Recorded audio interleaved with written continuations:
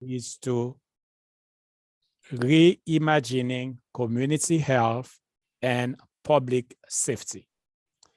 This panel will address our perception of best practices for community health and public safety, focusing on issues related to public information, education, vaccination, hospitalization, and emergency management.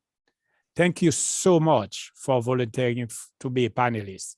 Your participation is an essential part of the conference, and we greatly appreciate your support.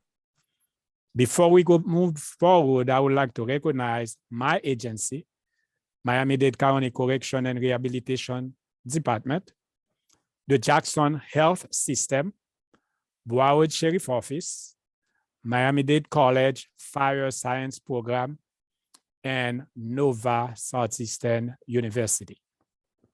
Special recognition goes to Miami-Dade County Public School Board member, the Honorable Dr. Dorothy Bendros Mendengal, and Broward County Public School Board member, the Honorable Patricia Good. Their support, the attendance of our future leader from Northwestern High School, the Medical Magnet Program, and Fort Lauderdale High School, the Pre-Law and Public Affairs Magnet Program. I hope this educational and informational discussion will reaffirm the seniors' goal to become healthcare professionals and public administrators with the utmost ethics in the profession. At this time, each panelist will have about 30 seconds to do a self-introduction before we begin, because time is of the essence.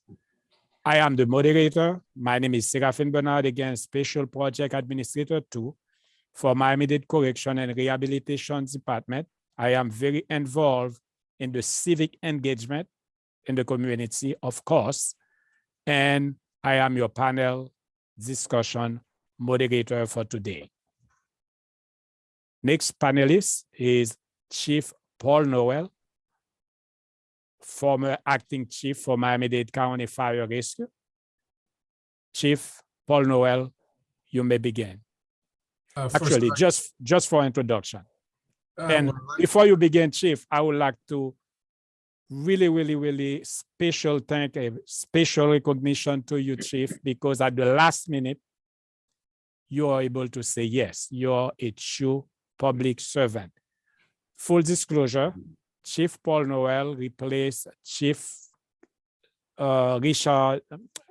Chief Doran of Palm Beach County, who had an emergency, who could not attend. He sent me an email last night late, and this morning, early morning, I called Chief Paul Noel, and the answer, yes, of course, I will represent. Thank you so much, Chief. Go ahead. Thank you. And with that, I'd like you to know one of the main themes in the fire service is that we're always ready and proud to serve. So we live in a world of emergency. So thank you. At all. And with that, I'm a retired member of Miami-Dade Fire Rescue. After 27 years, I retired as the interim fire chief. I've been part of urban search and rescue, and in dealing with exactly our topic, community health and world health and disaster response. I'm currently working at the fire science program at Miami-Dade College, where we're training firefighters or future firefighters. And with that, I'll yield the time to the rest of my colleagues. Thank you so much. The next panelist is Dr. T. Lucas Holler. Good afternoon. My name is Dr. Lucas Holler. I'm an associate professor within the Dr. Kieran C Patel College of Osteopathic Medicine, Department of Public Health here at Nova Southeastern University. My area of teaching focuses on health policy, health disparities, and public health advocacy. In terms of research and evaluation, I've worked on a number of federal grants targeting the policy systems and environmental change initiatives to try to improve population health and well-being. And it's a pleasure to get to spend my time with you all this afternoon and to be on the panel with these distinguished individuals. Thank you, Dr. Holler. At this time, Chief Gregory Holness. Good afternoon, everyone. Gregory Holness. I am Good afternoon, Chief. All right. I'm currently the fire chief for the Broward Sheriff's Office Department of Fire Rescue.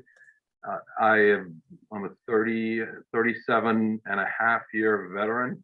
The 38th year is soon fast approaching for the fire service. I started in EMS and training and pre-hospital care. So this is very much a big part. Community health is a big part. Common unity is what I always call it. In reimagining the fire service going forward, moving more towards pre-hospital medicine and its integration with community-oriented medicine in terms of mobile integrated health systems, as well as better ways just to conduct our business at the same time responding to our basic 911 calls for emergency. Thank you so much, Chief. Last panelist, Dr. David Zambrana. Good afternoon. I'm Dave Zambrana. I'm the Executive Vice President and Chief Operating Officer for the Jackson Health System. I oversee all hospital operations for our 7 acute care hospitals, all of public safety, and all performance improvement for the system. We're 100 and almost 4 years old providing healthcare services to the MiamiDade community. And Jackson coalesced at the time of our first global pandemic. So we're no stranger that long ago to public health crises. And our mission is clearly providing a single one standard of care to MiamiDade County. So it's an honor to be here. It's an honor to just share some thoughts that we in hindsight believe are best practices around how all of the last 2 years have occurred. It's a pleasure to be with all of you. Thank you so much, Dr. Zambrana. Thank you all for the brief introduction. Each panelist will have about 7 minutes to present their best practices. To fully engage in this conversation, I would like to ask the attendees to hold your question until the end of the presentation. We will have time for question and answers after the presentation. Rather, instead of speaking, if you're unable to, you may actually type your question in the task in the chat, and we have somebody who will actually convey your question to the panelists. Thank you so much for attending this session. Please remember to fill out the survey that is readily available in Event Titan after the session. At this time, please allow me to present our first panelist, whose goal is to serve. He served Miami-Dade County Fire Rescue in an outstanding capacity, travel overseas to serve in the same capacity, and continue to serve Miami-Dade College. He is the Miami-Dade College Fire Science Program Manager, Chief Paul Noel. Thank you, and good afternoon again. I know the time is brief, so I'd like to get straight to the chase. One of the best practices that we've noted throughout the world, and it's in disaster management as well as pre-hospital, and certainly with what we've been undergoing, the pandemic, it's something that among all healthcare professionals and response personnel we know to be true. It's the role of the citizen themselves, the individual, the need for a better situational awareness, to be better informed so that they can take the preventative measures that we know impact their health, safety, and well-being. So what does that mean in plain language? It means that they need to be vigilant all the time, whether it's somebody that is showing signs and symptoms of a common cold, all the way up through COVID. We have undergone this pandemic situation, and it's a trial run for the type of things that could happen at any given time. We could have suffered from a terrorist release of biohazard type agents, in which case the population would have been directed to take preventative measures, use personal protective equipment, shelter in place.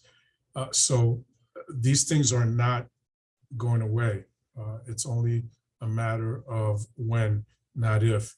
And I believe with our recent experience that the individual needs to understand that although we have a lot of resources, the pre-hospital fire rescue, we have definitive care and aware of hospitals. We cannot be everywhere all the time. The individual needs to monitor situation, do the common sense things to take even the most basic protection.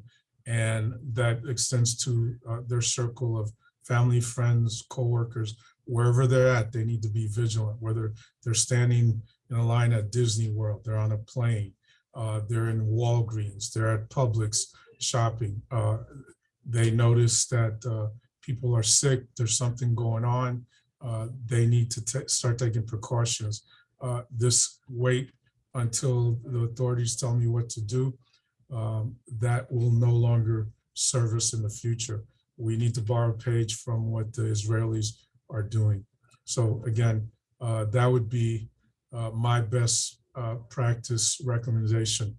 Every individual has the personal responsibility to the community to be aware of what they're doing in terms of not compounding the situation, taking preventative measures to avoid putting themselves in unnecessary danger, and on the health continuum that they need to take the most basic precautions, whether that means simply putting on a mask, staying out of an area where they may be exposed to anything or people that may have a transmissible disease.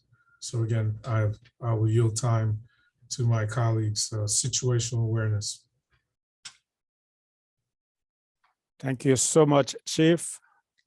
How can we achieve our academic goal without a professor? The next speaker is the contributing author in innovative technology for the planning and evaluation of local community health. His research focuses on organizational change and development for patient-centered medical harm and public health theory. He is an assistant professor in Nova Southeastern University, Dr. Kieran C Patel, College of Osteopathic Medicine. Let us welcome Dr. T. Lucas Hola. Thank you for that, Mr. Bernard. In terms of best practices, in terms of best practices, what I have to say connects to what Chief Noel was just mentioning. In general, from like a public health perspective, from the academic perspective, as you say, one best practice is this notion of the importance of recognizing the role of the social determinants of health and social vulnerability as it relates to anticipating what parts of our population, our society might be most likely to suffer during a pandemic, and where to target resources and efforts to try to ameliorate that suffering. And then secondly, associated with that in terms of best practices is the importance of partnerships among non-clinical community organizations to deliver targeted education and to make connections between populations and services or supplies necessary for maintaining and restoring their health. So along those lines, just in case, to make sure we're all on the same sort of page, the social determinants of health are simply the things we're born into, that we live in, that we work in, that ultimately we die in, the things that affect our day-to-day health and well-being, far outside of the clinical walls of a doctor's office or a hospital or what have you. And these are the things that contribute the most to our health and well-being. The CDC actually has something called the Social Vulnerability Index, which was created to identify populations that are most at risk for natural and person-made disasters and to target resources that are responding in the wake of disasters to help those folks recover. Recently, it's been branched out to include responses to and preparation for pandemics and to other public health issues. So work has been going on in this world. And I have three little sort of like, for instances, little stories that follow the chronology of our current pandemic that touch on these best practices of recognizing the importance of social determinants and using non-clinical community partners to help folks with whatever deficiencies they might be experiencing along those lines. So first, back at the beginning of the pandemic, I don't know about y'all, but I was constantly hitting refresh on the COVID dashboard to see the latest numbers of, concentrations of hotspots of COVID infections. And I live in beautiful downtown Fort Lauderdale, so I was focused mostly on those zip codes in that area. And what was tragic was anybody that had any familiarity with the lay of the land saw exactly what was happening. The most underserved zip codes in downtown Fort Lauderdale were lit up in COVID infections, and the privileged zip codes had nothing. This was the beginning. This was the beginning. And whenever I'd share this image with folks, I would get a mix of responses. Oh, that's such a shame. That's unfortunate. These people already have challenges. Now they have COVID on top of that. And other folks be like, well, yeah, why aren't they behaving themselves? Why aren't they doing better? Like, why aren't they taking precautions? Ignoring the fact that these are the folks who have multi-generational households, that have jobs that don't allow them to work from home and most likely have greater exposure to becoming infected, that rely on public transportation, that just simply don't have the resources and opportunities to avoid infection the way a number of the rest of us do. Because as a matter of fact, the moment the bars and restaurants opened, that map of downtown Fort Lauderdale changed. Suddenly those privileged zip codes lit up too. And the challenge there is this notion of individuals need to make good choices, but also we recognize that individuals exist within circumstances, and those circumstances set them up for challenges when it comes to avoiding infection, which brings in this notion of community partnerships from non-clinical organizations. I have the privilege of having friends and colleagues who work for the YMCA South Florida, and they ended up having a fantastic program where the YMCA South Florida, working in partnership with the Fort Lauderdale Housing Authority and the Housing Authority of Broward County, with funding from the Health Foundation of South Florida, had an initiative where they're going door to door in housing authority properties during the pre-vaccine era of COVID-19 to educate the residents of these properties about how to avoid becoming infected, what to do once you become infected, the importance of getting tested, and making sure they have access to PPE. And at the same time, I had students that were interested in studying the utilization of healthcare during COVID, because there was this concern, one, that we would have to shut down the provision of certain services to make room for people who need COVID care, but also this concern that folks were afraid of getting COVID on the way to the doctor, at the doctor, and so they were avoiding seeking care.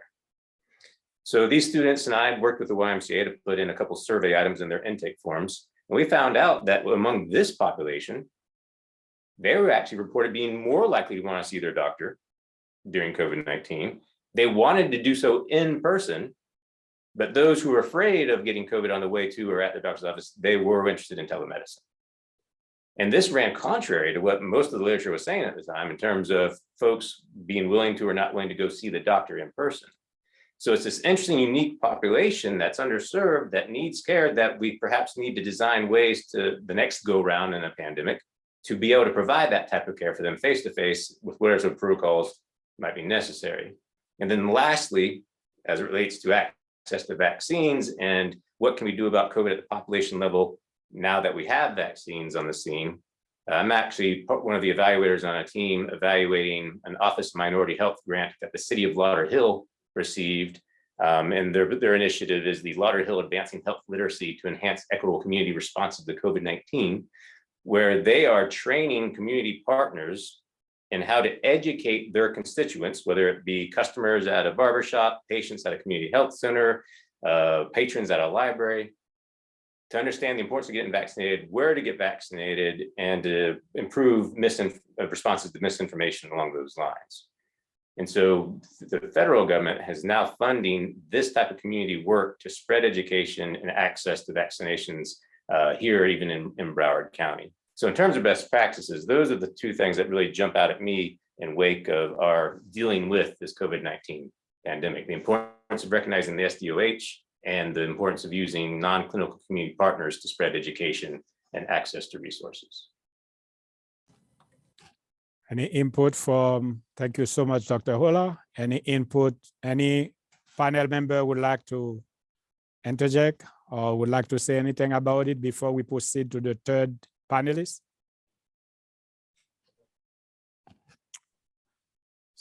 Hearing none, let us think. Thank you so much, Dr. Hola. Let us think about public safety during this time. Fire rescue, police, corrections, and animal services. They are all out there to serve the public, and services have not stopped. Serving and rescuing during the pandemic may have not been an easy task, but having the right person for the job make a big difference. Throughout his career, his sound leadership and effective communication styles have made the linkage between Broward Sheriff Office employees and the community he serves. He is Chief Gregory Holness, Broward Sheriff Office. Chief Holness. So much for that gracious introduction. I actually held off in talking. I was actually going to dovetail on Dr. Holler, and we talk about best practices. But when 2019 rolled around and I stepped into the role as fire chief for the organization, what we found out right then and there is that we can fly a plane while building it too. And what I say by that, that's basically one of our emergency management statements that we made. We didn't know where and how this plane was going. We didn't know if we were going to be able to land this plane, but by all means, everyone was on board the plane and we were building it and flying it. So I'm actually challenging the thought of best practices. And I was listening to Dr. Holler and I said, it should be best processes. I think practices are all anecdotal. I mean, we look back retrospectively at the data and then says, we did something right, we did something wrong. But during an ever evolving situation, and when we opened up our emergency management plan to deal with this situation that of COVID and how it was morphing, rapidly engaging, regressing, reemerging, we found out that, sticking to a process, continuing the process, continually reevaluating it is best practice. And I think everyone in the organization here, it's the first time ever that we were able to stand up an emergency operations center, run it continuously for months on end, not days, not a week, not normally what we're accustomed to, but months and years on end. We slowly built up organization in terms of what we needed to do in terms of response. We retracted the organization once the response was over.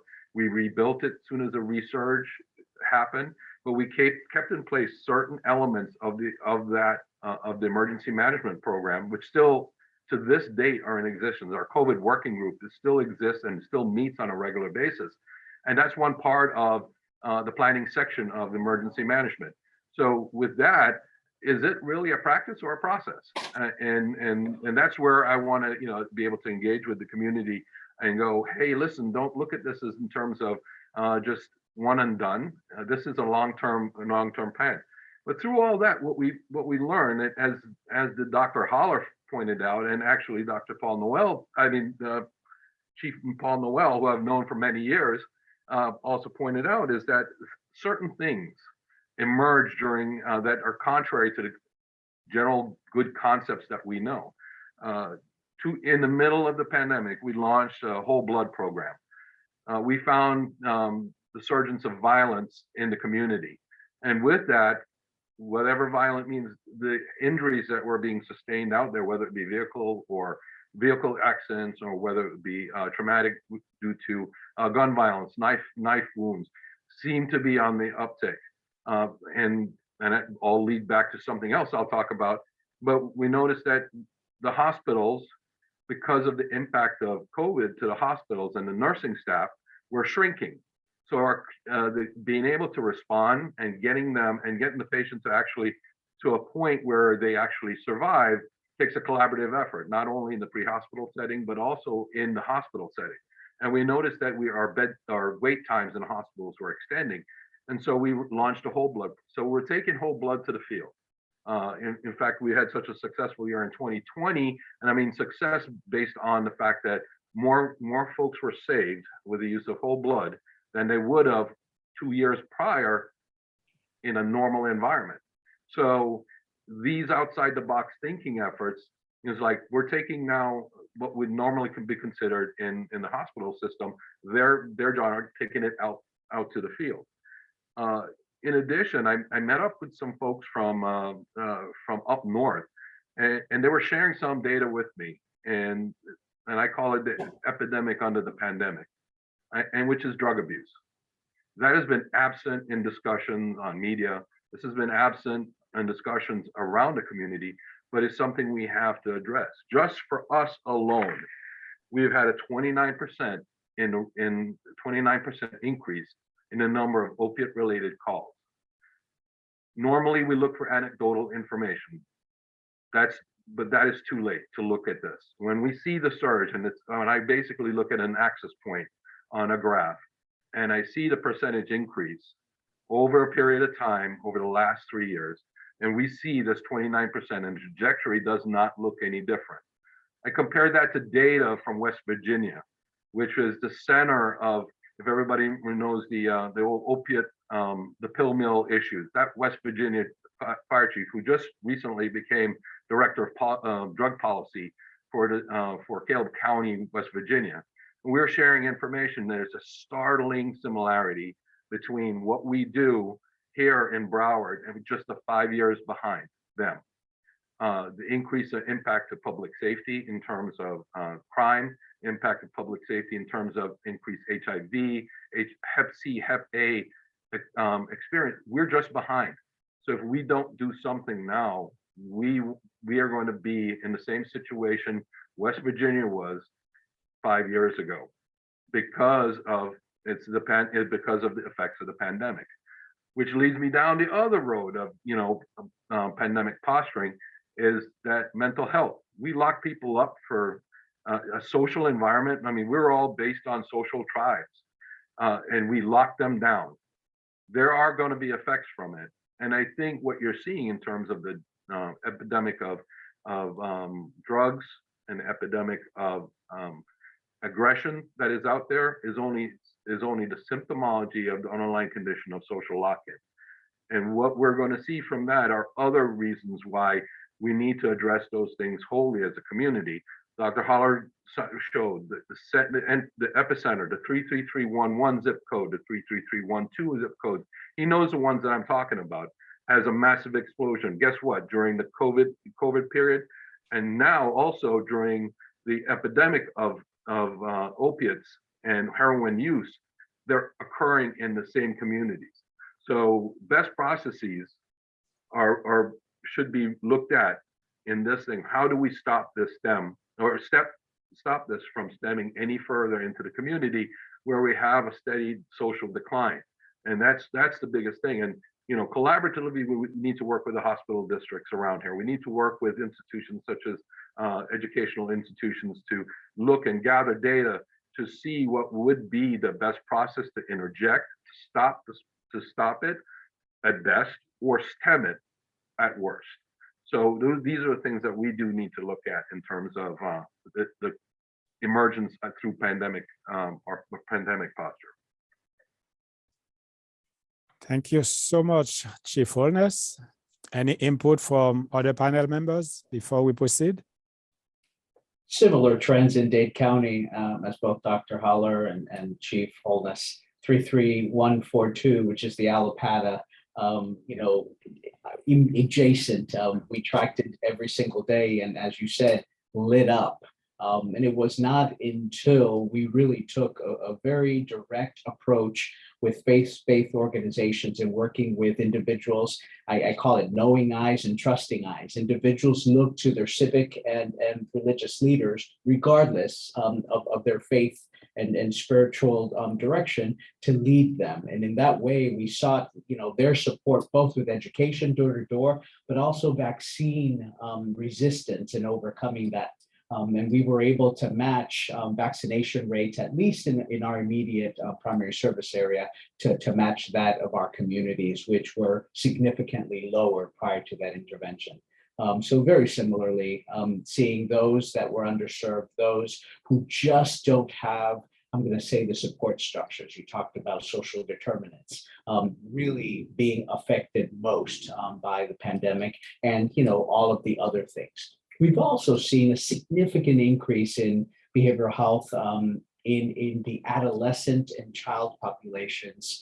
And we have a 23-bed child and adolescent unit in our behavioral health hospital, and it has been overflowing of late, specifically post, as we're coming after Omicron, is where we've seen the latest spike.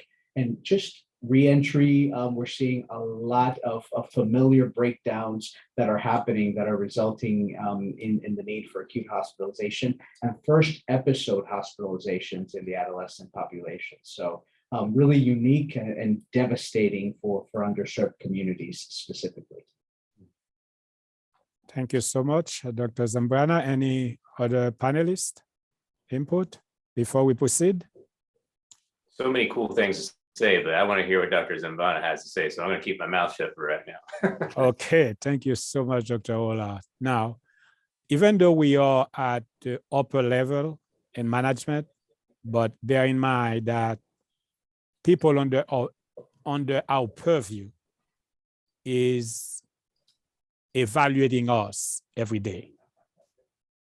A new graduate nurse evaluated the next speaker and provided this ruling of him. He is a leader who listened, who cared, and was genuinely interested in utmost quality of patient care. As Executive Vice President and Chief Operating Officer for Jackson Health System, the next speaker knows firsthand the nurse's contribution to great healthcare. He is no one else but Dr. David Zambrana. Thank you very much. You're welcome. I thought it was really insightful. Chief Holness said, best practices at times can be overused. So really, I'm going to present 3 insights or lessons learned that in hindsight, always being brighter, clearer, 2020, we believe are now going to be prospective ways of being in any situation that we face. The first one is around alignment, communication, and transparency at all levels. Very early on, I'm going to call it January, bordering February of 21. We saw something occurring. We were hearing China, we were hearing New York, all of the movement happening. And early on, our CEO and president were very focused. We broke up into 3 groups per se. Our president and CEO focused on external communication with all constituencies, county commissions, state, federal.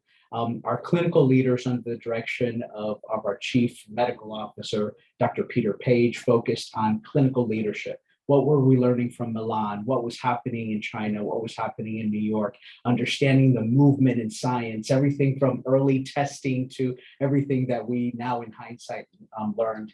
And I took charge of our clinical leaders, operational leaders, and looked at infrastructure, at facilities, at really protecting our workforce and developing, care pathways and the physical environment of care. We focused very early on the importance of communication. And I'm going to talk about our second leading practice or lessons learned that was really about being comfortable with the unknown and being comfortable with saying, I'm not sure, and not pretend to know when we didn't.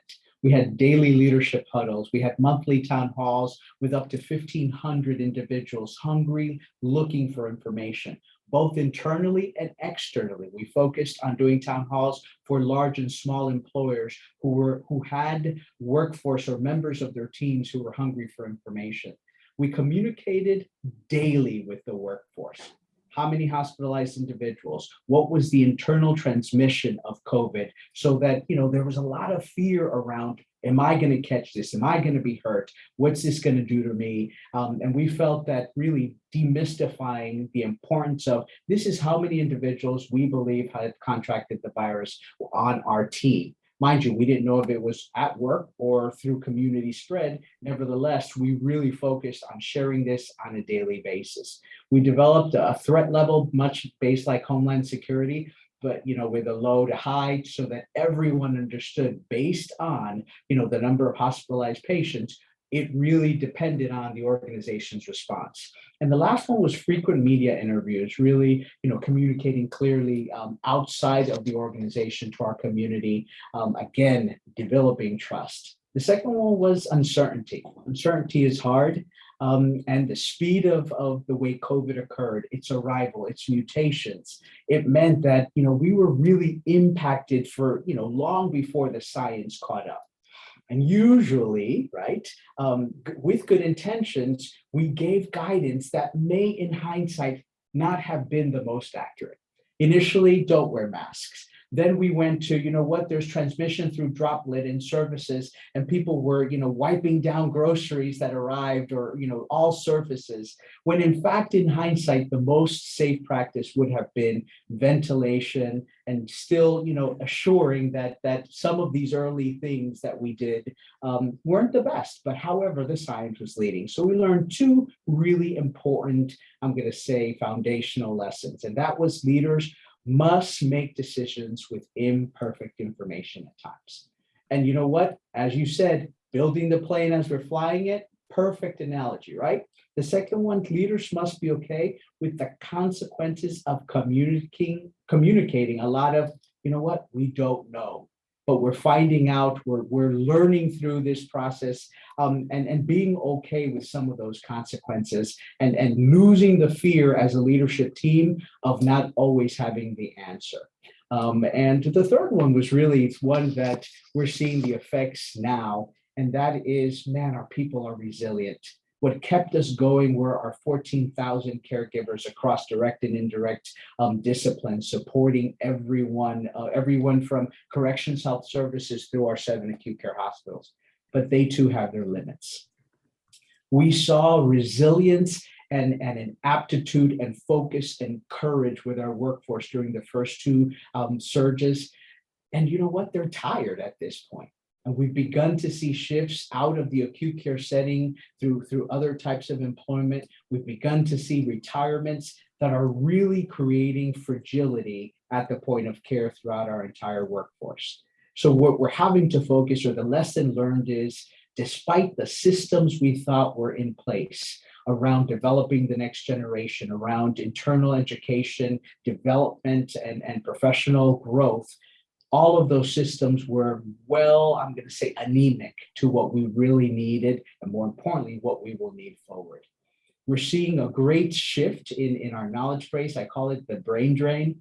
Experienced individuals are shifting, so we have got to develop systems that are going to accept new entrants into the workforce in any and all direct and indirect care settings, and also an infrastructure to help develop them and to help nurture them and keep them. Because guess what?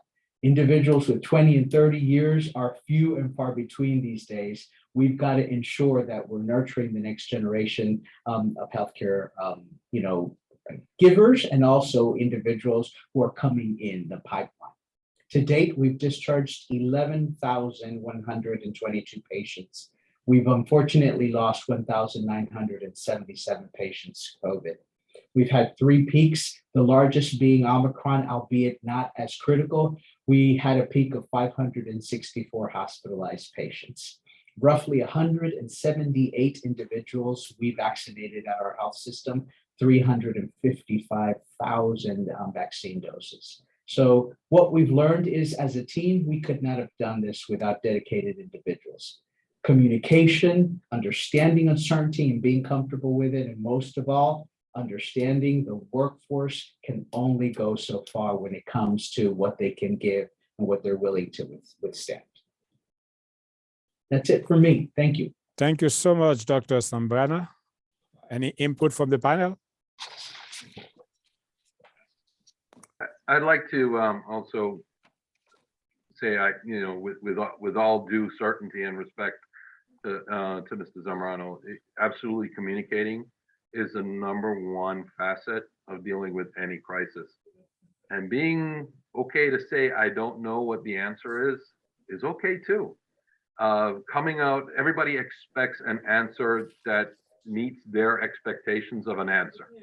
And sometimes we just don't have the answer. And saying that though gives them a sense of certainty that, hey, we don't have all the answers, but we will find it. And the other thing, the importance of dashboard-driven metrics. Every day, every minute, the metrics change. I'm sure Jackson Health had the same thing we had. We had a dashboard up on all our screens in our command rooms, and it changed. Unfortunately, we lost 9 members of the Broward Sheriff's Office to COVID, and that number was something that we have over in the corner, and it's a testament, and still is a testament here in the building, to the effects that it has on our own people. And we realize we have to be concerned about that because everybody else is concerned about it. And getting that information firsthand and trying to get all that data mined and put up takes an army of dedicated folks. And that, always asked, I said, well, as of right now, this snapshot says, that's how I started every conversation, because 5 minutes from now, it will change.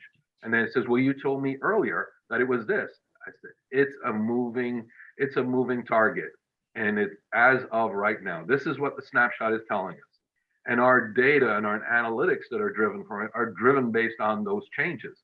So we look at this, we look at the Omicron surge, and we look at the Delta surge, and we had to look and balance everything up with the positivity rates. And one of the best things we did is we actually based a lot of decisions based on a rolling change in dynamics, not just a snapshot. One of those things we looked at is an overall change over the last 3 days. Is it a negative decline or a positive increase? And I don't care about the number. I just want to know if there's an increase or a decrease. Which way is that graph going? And the number is immaterial at that point. That tells you whatever social interventions that we put in there are working. They're working. If they're not, then let's retool and re-engage. Mr. Bernard, would it be okay if I put up one of our dashboards to just illustrate? Oh, certainly. Okay. Can everyone see this? Yes. Yep. So this is all of our hospitals in different colors. Look at this fascinating graph, right? So, and if you would have seen it prior to February 5th, this is a 14-day snapshot. To Chief Wholeness comment, we made decisions after 3 consecutive days. Beautiful graph here. This is the system. This is the Jackson Memorial numbers. This is med surge. This is critical care. This is demographic by age group across. And here's the zip code discussion that Dr. Holler was talking about. The heat map, looking at admissions or all discharges from the prior day of those which were COVID. We saw a significant phenomenon of in-house or hospitalized patients that came in for a COVID-related diagnosis and non-COVID. So you're here for abdominal pain or total hip replacement. And in the course of your intake, because we do 100% screening, we identified through PCR that you had a positive, and you can see, pretty much 50-50. And now you can see the great majority of the 111 patients are individuals that are here for a reason other than COVID. We learned the effects of BMI on the overall mortality and morbidity of patients. So we had, a large focus on BMI and the treatment protocols associated with that. And then, of course, we look at in-house vaccination rates. 80% of our in-house population today are non-vaccinated still. And of that 20%, which is right here, 22, right? 10 of the 22 have either a cancer or a transplant-related diagnosis, which is known to have a counteracting effect to any vaccine. So this is one of several dashboards that we look at. But to your point, communicating clearly, communicating in a transparent way really helps overcome some of the challenges and the outright fear and mistrust or distrust from the workforce or key constituents. Yeah, jumping off that notion of distrust and thinking about the idea that one of the concepts inside the description of this panel is this notion of public information. I'm curious to know, to what extent, Chiefs and Dr. Zambrana, do you all feel as though your organization's dashboards tapped into different sources of information than what, say, the general public would be connected to in terms of information asymmetry? Because for a while there, it seemed as though the public had pretty reliable information, but for various reasons, those metrics began to get hidden and updated less often to the public. And once COVID hit a certain critical mass, you can't change the color red any other color. You know, everything's lit up. So how does the public make decisions in these terms? And so from y'all's vantage points, what sort of public information opportunities are there for the general person to understand what's going on with COVID during those times? Who wants to start? Well, I'm going to say something real quick. I know both Chief Holness and Dr. Zambrana have a lot of detail, but I'm going to tell you from, and I feel I'm in a multi-dimensional role. First, as just a member of the community, I'm a father, you know, a husband, etc. I, along with everybody else, was bombarded by unofficial information through all the social medias. I mean, even among the ranks of my professional colleagues, they were looking at the official information they were getting, and they were receiving through social media on all platforms, other information by obviously some people that were informed officially. And I'm not going to go into all the conspiracy theories, but this is a new phenomenon. I've been involved in the world of disaster my entire career. This overload of information, whether it's correct or incorrect, is playing a major factor in shaping everything that all of us do. So I'll leave it at that. I just want to make that brief statement. Yeah, Chief, you're absolutely right. In the disasters that you and I have both been faced, it's a single magnitude disaster, I call it, where we can control the narrative moving out of the door. But you hit the nail right on the head with regards to so much information coming from so many different angles and so many different formats. Actually did the controversy with everybody else. They pitted us against each other. So Dr. Zambrana would say something from MiamiDade County, Dr. Holler would have some information from here, and all this information starts moving around and people start to make decisions based on information, whether it be misinformation. Difference in information is difference in information, and people drag their own decision-making processes. Nobody's got the right information. So we stepped away from the information dissemination piece and just stuck to the facts. So when we looked at things, this is the numbers.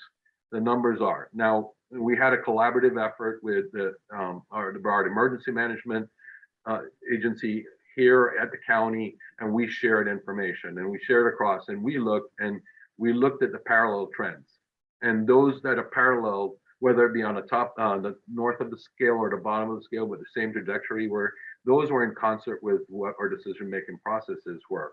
So when we came out with the processes, they mirrored each other, as those data sets mirrored each other. And I thought that is more successful than trying to compete with the media and the social media and all the information going out there, because everybody wanted absolute in a world that there are no absolutes. How many people are going to die? We don't know that answer. How many people are going to be infected? We can't control that answer.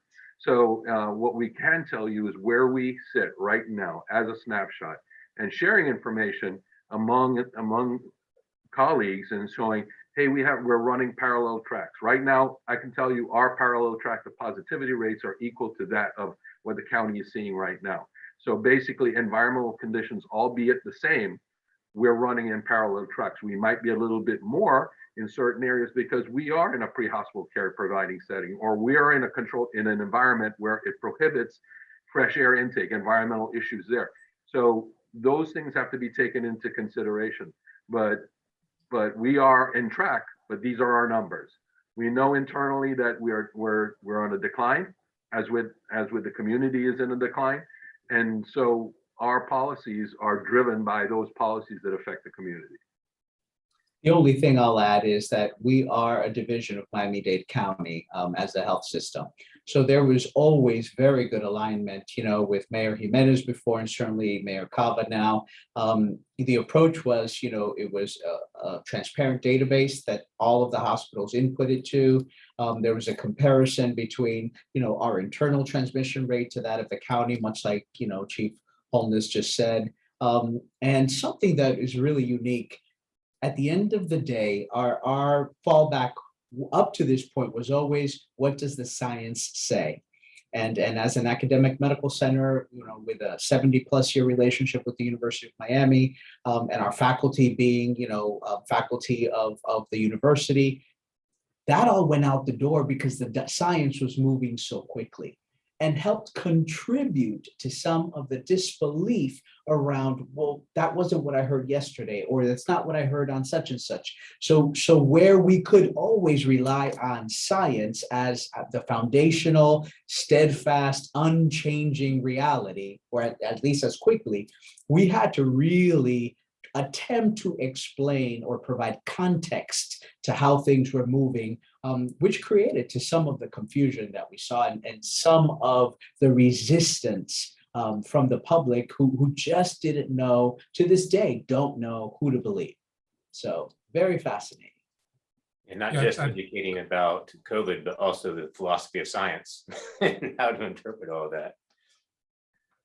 Yeah, I think what you're saying is so true. It came down to, and I'm sure all of us faced it, where everybody from my loved ones to even colleagues called me to find out what did I make of it, as though they wanted me to filter all of this for them. So I'm sure all of you got that too. And my esteemed colleague, Chief Holness, it's good seeing you again.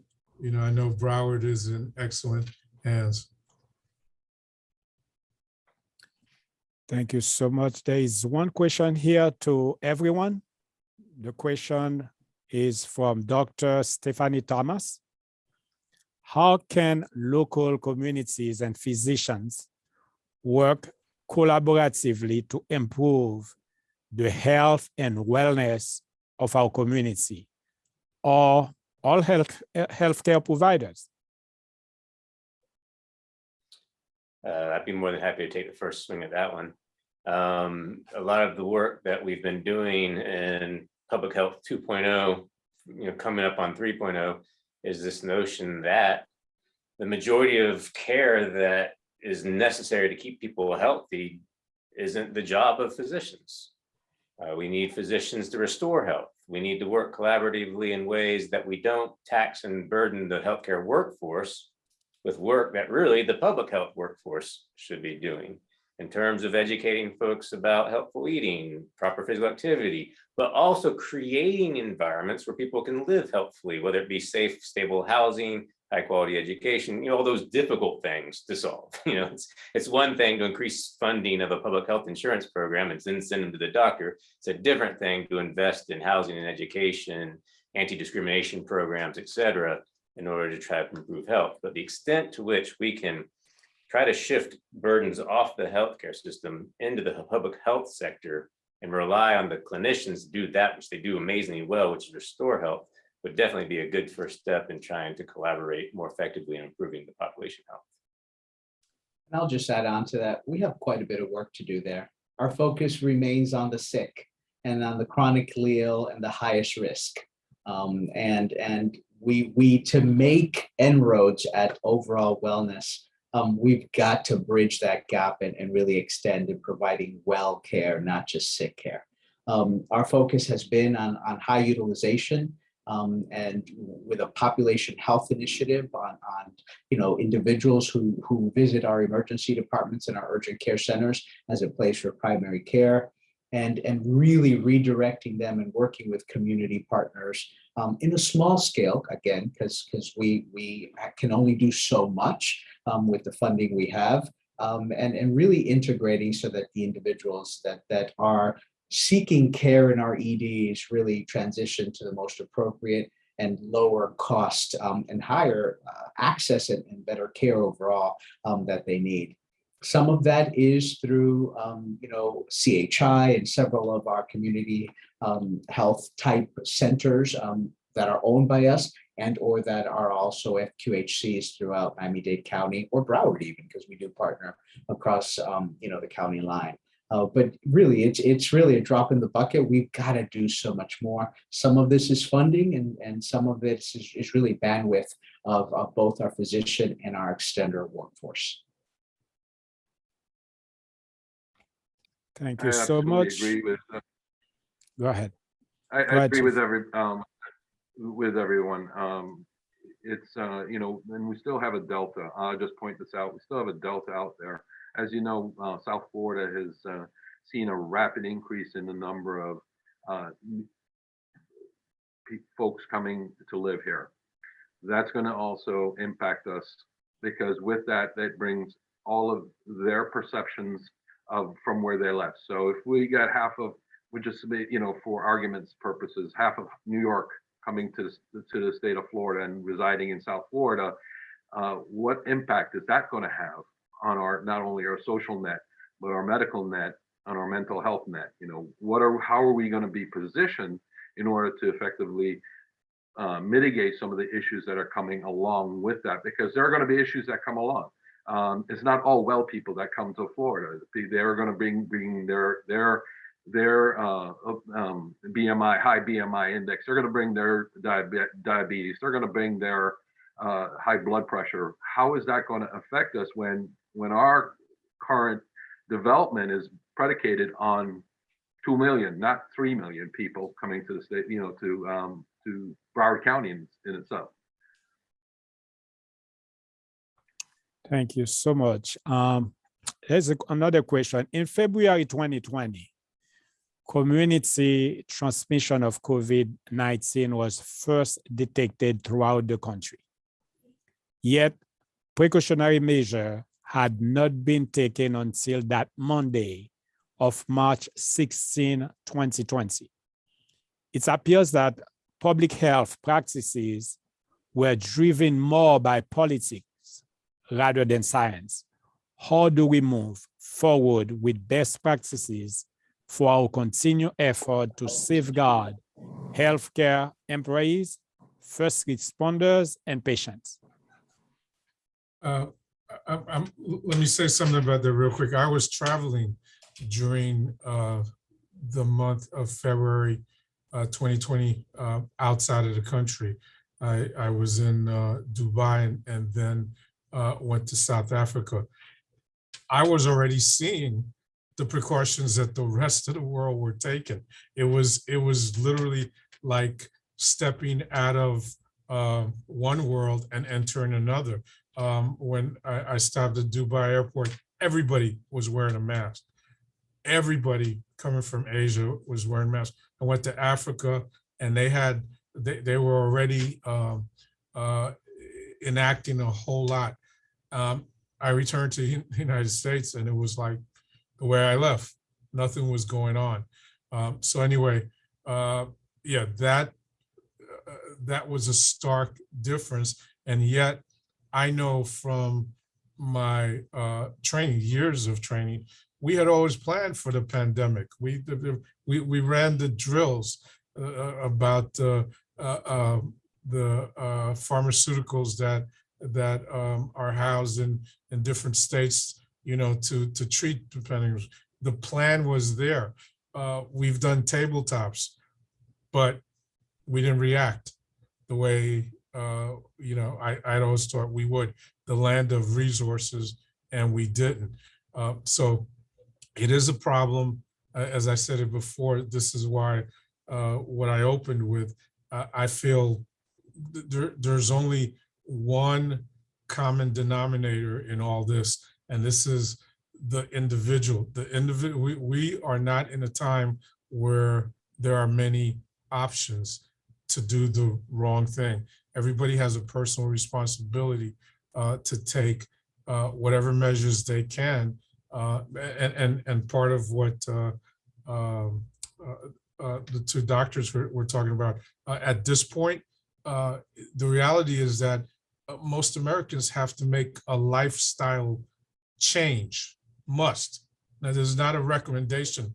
We talked about BMIs. We talked about a number of things that impact, the individual has an exponential impact as a society on the healthcare of the community. So people have to step forward and take personal responsibility for their health. And part of it is what you need to do to promote a healthy lifestyle. So I just wanted to add that, and I'll let the doctors opine. It's no secret in hindsight that our national response was certainly politicized. And we can spend a week talking about right, wrong, or indifferent. So I'll leave that there. I believe this caught us all somewhat off guard, and alignment around what to do next and assure consistency was a clear opportunity. I suspect you will see, we're talking about best practices, right? A lot of lessons learned, a lot of insight, a lot of new knowledge has come out of this that we as a health system certainly are integrating. I'm hoping that communities across the country and certainly the globe will be different as a result of what we collectively have been through. I can't argue with the observation that led to your question. The brilliant thing about the question is it forces a lot of us involved in science and epidemiology and everything that have to wrestle with the fact that politics matter, that these things do in fact intervene. And one of my favorite aspects of that question is, just as we already had some degree of understanding of the risk factors that contribute to potential spread of disease and whatnot, now we have to add to our emergency plans a variable for politics. Politics become a part of the environment in which the spread occurs. And the extent to which we can best understand that and have plans in place to respond accordingly, it is just going to become yet another one of the things we have to manage when it comes to responding, which is a very post-COVID type of point of view to have. Who'd have thunk it before all this started? I think, back in February 2020, nobody would believe it if I told you the fire chief was sitting with a chemist in a lab trying to formulate their own hand sanitizer, because available commercial hand sanitizer was not out there. It was all taken, everybody had grabbed it along with toilet paper and paper towels. And so how do you provide for folks when those provisions aren't there? So we made our own hand sanitizer.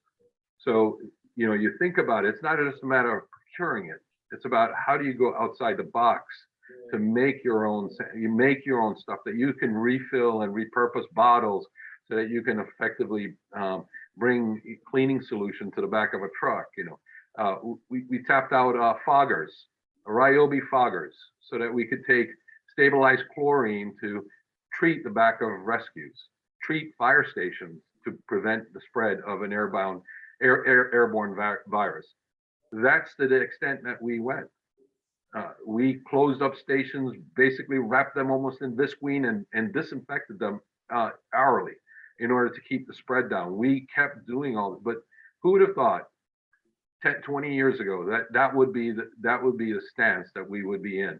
We, as Chief Noel pointed out, we did our tabletops and great, but we never sought for this extended amount of time that this would be a progressive and prolonged event.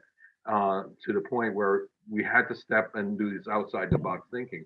If we were limited by the information that we were given and the decisions were made on a limited basis, we would have not survived. And I think it's a testament to the brain trusts that are out there, and that we can collaboratively excise the politics, put into place what's just agree to disagree on certain things, and let's say at the end of the day, on a consensus-based model, move forward with something that's in the best interest of our internal community and our external community. And since I think that's the best thing that I have gotten out of this, is that we all collaboratively can work together to drive a process. The best practice is the process. We look at it as a practice, but it's really a process, because the practice morphed, it changed. We went from this to this, and it was driven by, as Dr. Hall pointed out, politics, and as Dr. Zambrana, politics. That kind of drove the practice, but the process remained simple. Us as learned educators and practitioners know what needs to happen, and we just put our best foot forward, flew the plane, built the plane, and now we can land the plane. Well said. How did you all get to your position? What advice do you give to our students watching this conference that are aspiring to be in healthcare and public administration in terms of how to get to where you are professionally? I have to believe, and I have to say that education is the great equalizer. So getting a solid education and being clear of the trajectory you're on. And then is really being intentional about how you set out not only where you choose to work or seek employment, find mentors. And I believe everyone around us can be a mentor on what to do, how to be, what not to do, how not to be. And also, be very clear about individuals that you see and model, and ask for their support. There's power in being clear and intentional about seeking mentorship from others. It's our collective responsibility to share our knowledge, share support for others who are coming along the way. And then hard work. You got to put in the time to get from point A to point B to point Z. So those would be my thoughts. And I love that question because I deal with a lot of younger generation. I used to teach a class on called The Secrets to Success. And it was a 4-hour class, and I promised the class at the end, I'd tell them the secrets to success. And what I would tell them at the end is that there has never been a substitute for hard work. So in fact, if there is a secret, it's in knowing that and not wasting time looking for a shortcut, because there are far too many people that are looking for a shortcut and they never fulfill their potential. So that's the first thing. You have to be willing to work hard. And then I'll leave you with this other story I heard when I was younger, and it resonated and basically told me what I needed to know. But I was told about somebody during Mozart's time who went to see him at a concert. And at the end, they got to meet him. And when they met him, they told him, I'd give anything to be able to play like you. And Mozart said, would you practice 12 hours a day? So for me, that encapsulated everything I needed to know. So he was saying, he was already a musical genius. And he said, would you practice 12 hours a day? Like, how do you think I arrived here? You need more than talent. You need that work ethic. And then also, as a transplanted New Yorker, my mindset looked at it a different way. I realized that the variable is always your willingness to outwork somebody. So somebody may think that their version of working hard is practicing 2 hours a day. And here comes somebody else willing to practice 4 hours a day. And yet somebody else worked 6 hours a day. Now, the last thing that all of, and I believe we have the high schools listening, what they need to know is, do you realize if you practice anything 12 hours a day, you would not be able to be stopped? And everybody who doubts that, I want you to try it. Practice anything 12 hours a day, you will move the needle of success. So that's my parting words. In case there's any students that are thinking about this, building off of the 12 hours of practice, building off of the knowing where you're going. I happen to be one of those folks that didn't know where he was going. I graduated having not applied to grad school in time. I needed a job. South Carolina needed teachers. Next thing I know, I'm teaching high school as to a 22-year-old, because apparently that happened. And I ended up in public administration, in an odd way too, different story. But whenever I was in public administration, I didn't know what public health was. It wasn't until I got a job in public health that I realized, oh, some of the stuff I'd been doing as a public administration person is what these folks call public health. And the reason I ended up where I was because just like we need to have that discipline to work hard, it helps to have goals and set our strategies to achieving those goals. We also have to be cognizant of our passions, of what gives us joy, what is interesting to us, track those things down. Because if you work hard and you have your plan, but you're miserable, maybe you're going the wrong way.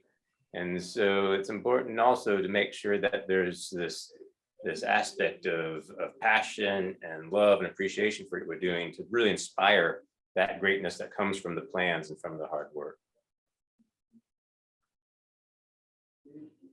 Thank you, Dr. Ola. Chief Holness?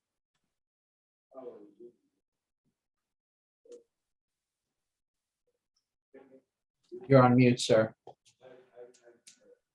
Chief Holness, you're on mute. Okay. There you go. Where do you start after 38 years? You start at the beginning, you really do. And you have to have a sense of purpose. So mine has always been that I'm in it for life. It's morphed over time. And really, it only morphed to one of the words. Instead of I, it was we. And we are in it for life. I've always believed in it. I've always strived to believe in it. I didn't start out to become a fire chief. When I was 8 years old, I was going to be a thoracic surgeon. I really was. Everybody told me I was going to be it. Growing up in school, they called me Doc. I was always the one that fixed animals and fixed the folks when they fell out of trees. I was a doc. I was a local doc. But now I'm the fire chief. I think the bottom end is it's about life. I was in it for life because I believed in the sanctity of life. I believed in the quality of life, and I believed in life itself. So it took me in different paths, as Dr. Harley did you, it took you in different paths. But you have to have that commitment. And you have to realize, like that Martin Luther King said, if you can't run there, if you can't walk there, you better crawl there, because the only way to get there is to move there. You really got to be in a state of perpetual motion. Being learned doesn't mean that you stop learning. Being good doesn't mean you stop being good. You have to continue a journey through life with the full intent of your achieving a purpose that is never ever going to fully happen till you die. So that's what I tell everybody. You have to be in this constant perpetual motion. You have to be always striving to do something that's going to make a positive impact, but just do something. And don't stop doing it. Even though you thought you did it, you're not done yet. As long as you have a breath to take, as long as your heart is beating, you keep doing the right things for the right reasons, and you will be, at the end of the day, successful. Thank you so much, Chief Holness. Any more questions from the audience, students? Please type your question in the chat. We are about to end this program. Following Dr. Stephanie Thomas' statement, I don't know if you all saw it. She said, bringing the gaps between the healthcare system and government is essential in helping mitigate these issues and healthcare inequities. It will be less of a strain or burden on the healthcare system. Example, access to telehealth, Wi-Fi accessibility, improve and innovative infrastructure. Thank you so much, etc. Thank you so much for a great discussion. That's her statement. Now, speaking on healthcare, we know that health, safety, and well-being of Americans are part of the Biden administration priority. Actually, it's a priority. What is your take on healthcare equity in the country or in the state? Since we are in the state of Florida, if we want to break it down at the micro level, we would say Dade, Broward. Let's leave it at that. I'll be happy to jump in first there. When it comes to healthcare equity, I would say that we're in a tougher spot in terms of health equity than healthcare equity. Unfortunately, most folks have an easier time accessing high quality healthcare than they do high quality education, high quality stable housing, high quality foods, high quality environments in which to live healthfully and safely. So as it relates to health equity and healthcare equity, at a population level, clinical care only explains 20% of the variance in whether we're alive or dead, sick or healthy. When you drop down to the individual level, healthcare is only 10% because genetics kicks in around 30%. Then you have your health behaviors and your environments. So healthcare and healthcare equity is an important part of the pie due to the restorative abilities of health care. But really our primary focus should be on the health equity issue. Now, as it relates to healthcare equity, since that was the question, I'm not going to answer the question I want to answer. I'm going to answer the question. There definitely needs to be additional work done in terms of increasing opportunities to high quality care among those who currently don't have it. And something as simple and straightforward as Medicaid expansion in the state of Florida would go a long way in closing the gap in terms of those who are underinsured or uninsured, because in the United States of America, if you're not insured, you're not getting health care. So that would be a pretty straightforward response to healthcare equity in the state of Florida.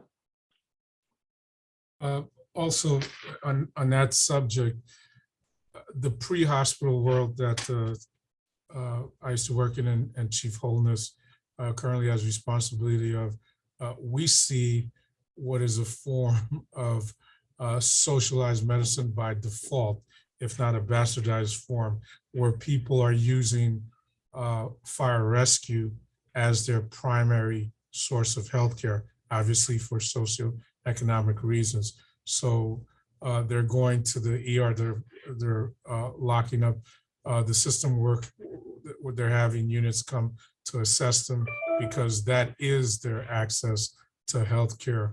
So at the end of the day, you could have somebody because they complain of chest pain or pain in their chest, and we have to follow protocol. That person spends 4 or 6 hours in an ER and then leaves with perhaps $50 worth of medicine because it's determined that they have a beginning of a respiratory infection, but they said the magic words. And we not only responded as a fire rescue unit getting ALS care, but they had to be taken to the ER to be evaluated. That is occurring all over the country every single day.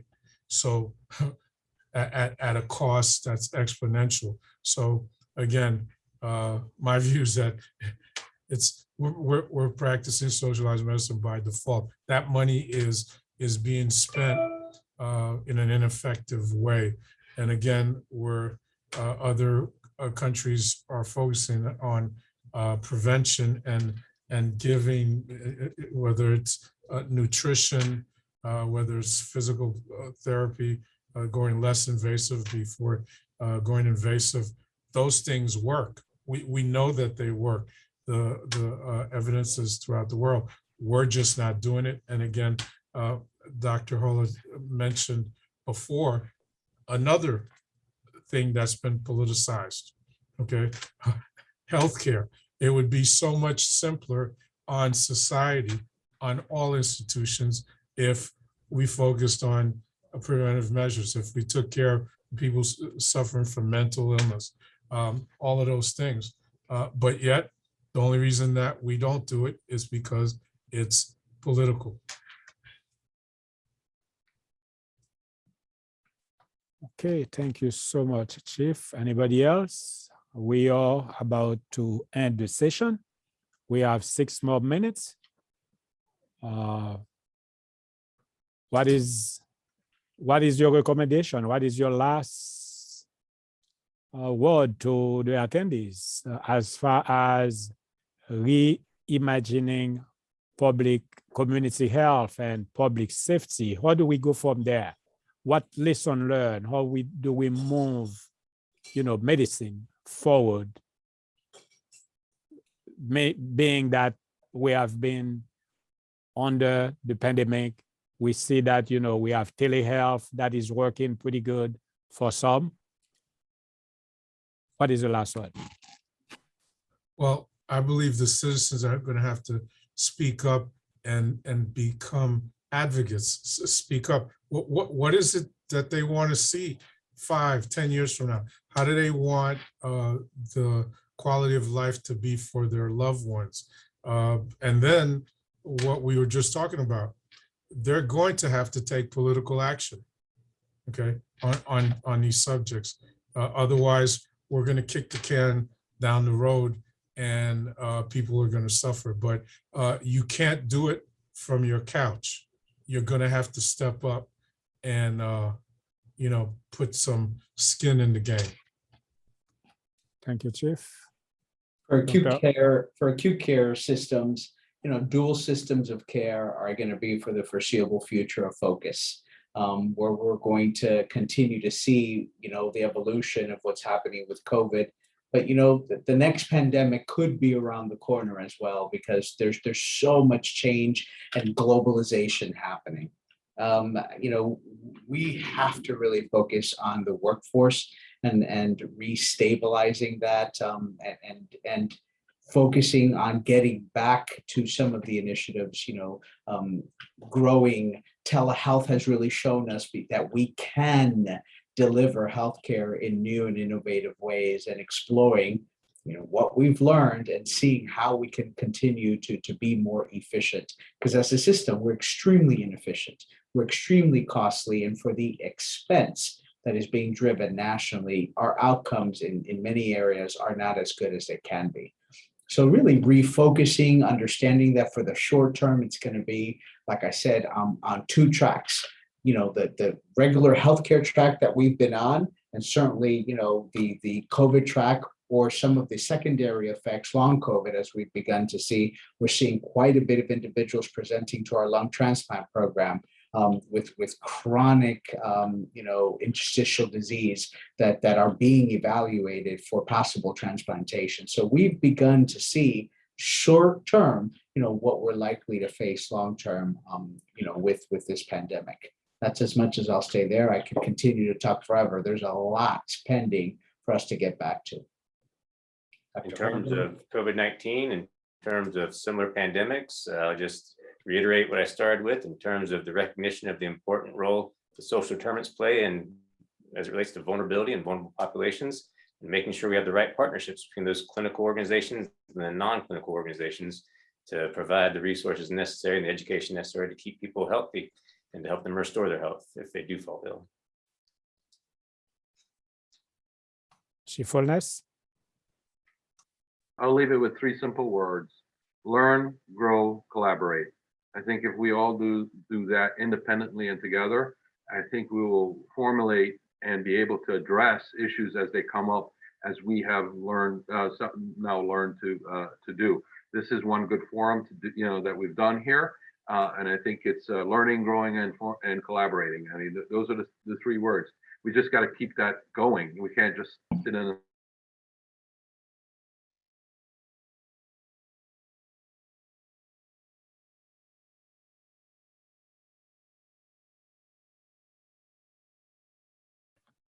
They were saying one last word and it got cut off. I put Yeah, hit the button just 1 minute too soon. So Yeah, we had like 2 minutes, so it was like, what happened? Sorry, well. sorry. It's okay. All right. They did great. Thank you. And Tommy could always reach out to me. I put my information in the chat if it didn't go away. So happy to answer the question. Yeah, put it in the main chat and it'll show up. All right. Thank you very much. Appreciate the opportunity. Thank you so much. Awesome. Thank you again. And sorry for the premature closing of the breakout rooms. Again, encourage you, if you're on the Event Titans website and you're checked in, please use the rate function to provide feedback on the different sessions. You can also email us and we'll be happy to share any feedback with the panelists and with the moderators for those specific sessions.